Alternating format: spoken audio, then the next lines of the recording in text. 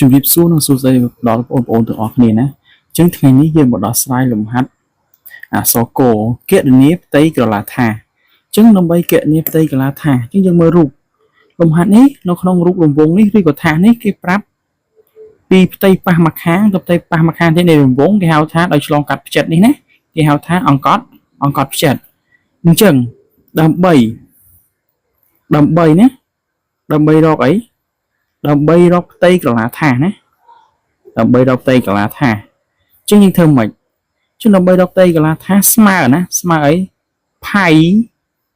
គុណឲ្យកម្មលើកជាការ៉េឬក៏ផៃគុណឲ្យ a គុណឲ្យ a បែបនេះណាផៃគុណអីគុណឲ្យកម្មគុណឲ្យកម្មរូបមួយខាងនេះអត់ត្រឹមត្រូវណាសូមលុបចេញវិញបាទអញ្ចឹងផ្ទៃក្រឡាថាស្មើឲ្យផៃa លើកជាការ៉េឬក៏ផៃ a គុណឲ្យ a ឬក៏ផៃស្មើកម្មគុណឲ្យកម្មណានេះគឺជារូបមន្តផ្ទៃក្រឡាថាអញ្ចឹងលំហាត់នេះគេប្រាប់អង្កត់ផ្ចិតមែនទេគេប្រាប់អង្កត់ផ្ចិតយើងស្មើនឹង14ម៉ែត្រអញ្ចឹងដើម្បីរកកម្មបានប្រវែងនេះមកប្រវែងនេះស្មើប៉ុន្មាន14ម៉ែត្រចុះពីប្រវែងផ្ចិតមកប្រវែងនេះស្មើប៉ុន្មានអញ្ចឹងដើម្បីរកប្រវែងកម្មឃើញ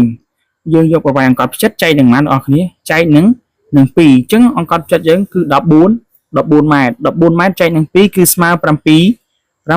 ម៉ែត្រតោះណាកន្លែងហ្នឹងបងប្អូនគ្នាជាក់ឲ្យជាទីម្ដងទៀតណា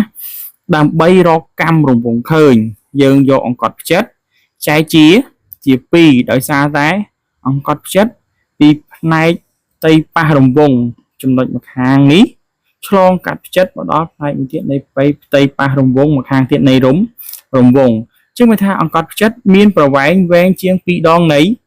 កម្មជាងដើម្បីរកកម្មស្មើអង្កត់ផ្ចិតចែកនឹង2ជាងយើងបានកម្មរបស់យើងគឺ7ម៉ែត្រផាយយើង3.10 14អញ្ចឹងផ្ទៃកាឡារង្វង់ឬក៏ផ្ទៃកាឡាថាអក្សរករបស់យើងគឺស្មើ 3.14 គុណនឹង7គុណនឹង7ជាងយើងបាន3.14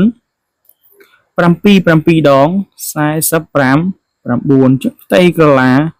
ថាឬក៏ផ្ទៃកាឡារង្វង់ដែលយើងតាំងដល់អក្សរ S ស្មើនឹង